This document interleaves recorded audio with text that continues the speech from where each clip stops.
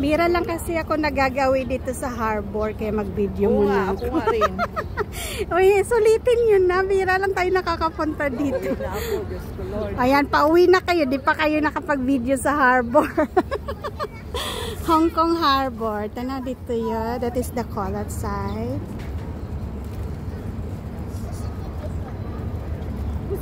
So good the weather today. Ang ganda ng weather ngayon. Yeah. Yes.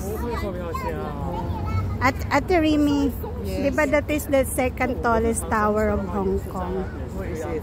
What That is that? one. What's the name? That's what I don't know. You have to do research. And this is the first, the IFC. Ito lang ang alam ko, te. Yung pinaka-tallest tower.